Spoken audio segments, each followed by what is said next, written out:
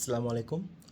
মাহমুদুর রব বলছি from Anglia overseas education থেকে। আজকের ভিডিওতে আমরা শেয়ার করব যে আপনার রিসেন্টলি ডেনমার্কে একটা নতুন ল আসছে, যেটা হচ্ছে স্টুডেন্টদের জন্য, আম, যেটা হচ্ছে যে যেটাতে অনেকেই কল করছেন এবং হচ্ছে নক করছেন যে আপনার যেই লটা পরিবর্তিত হয়েছে সে ব্যাপারে আরেকটু বিস্তারিত তথ্য জানার জন্য কিংবা আরেকটু ক্লারিফিকেশনের জন্য আজকে ভিডিওতে আমার আসা।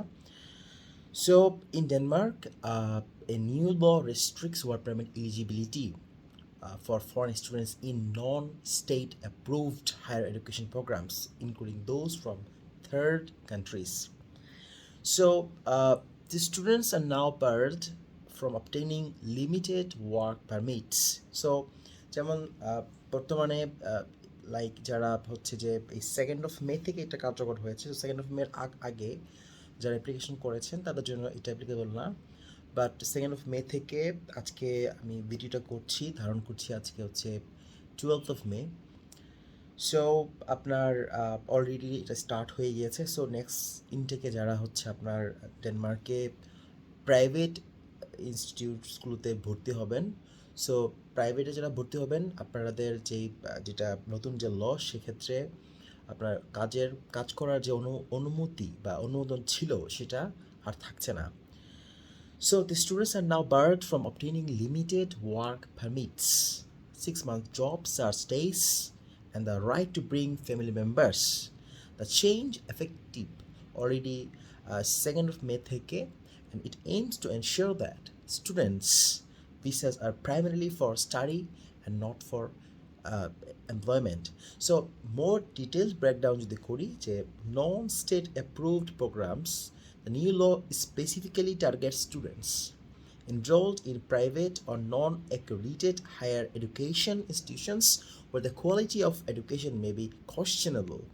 So এটা একটা যে রিজন যে যদি যারা পাবলিকে পড়তেছেন, পাবলিক ইউনিভার্সিটিতে অ্যাডমিশন নেবেন নেক্সট ইনটেক ফেব্রুয়ারি ইনটেকের জন্য, আপনাদের জন্য এটা কোনো সমস্যা না। যারা পাবলিকে চান্স পাবেন, অ্যাডমিশনস করবেন, আপনার ফুল টাইম আগে যেভাবে ছিল আর কি, যেটা হচ্ছে যে আপনার স্টাডি পিরিয়ডে আপনার হচ্ছে পার্ট টাইম জব করতে পারবেন, like 90 hours in a month. আর হচ্ছে আপনার যখন হচ্ছে আপনার কমপ্লিটলি সেমিস্টার ব্রেক থেকে ফুল টাইম জব করতে পারবেন। বাট বর্তমানে যেটা ল করছে সেটা হচ্ছে যে যারা প্রাইভেট ইনস্টিটিউটে ভর্তি হবে, লেটসে যদি বলি আইবিএতে, তো এই ক্ষেত্রে ফুল টাইম আপনার যেমন টার্ম ব্রেকে ফুল টাইম জব করার একটা অনুমোদন ছিল, এই ধরনের কিছু নাই। এবং হচ্ছে পার্ট টাইম যে জব করার অনুমোদন সেটাও নাই। এবং পড়াশোনা কমপ্লিট করার পর আপনার যে 6 মান্থসের যে একটা পিরিয়ড ছিল, যে 6 month job search day that was previously available to students in certain programs is also eliminated.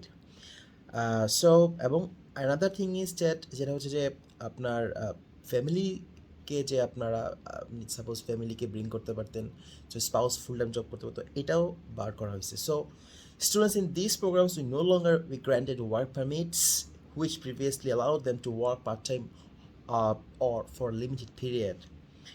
And the 6-month job starts stay that was previously available to students in certain programs is also eliminated. And family reunifications, যেটা students in non-state approved programs will also lose the right to bring their family members to Denmark. And focus on legitimate educational programs. So the government aims to protect the Danish job market and ensure that students are primarily engaged in legitimate studies according to an article on ETIAS. So এটা ছিল আজকের update. Thank you so much. আরও বিস্তারিত তথ্যের জন্য don't hesitate to call on 01629905718, WhatsApp করতে পারেন, অথবা +44479566030996 আমাদের ইউকে নাম্বারে হোয়াটসঅ্যাপ করতে পারেন। আমাদের ওয়েবসাইট ভিজিট করতে পারেন, আমাদের হচ্ছে ইউটিউব সাবস্ক্রাইব করতে পারেন। Thank you so much for watching this video.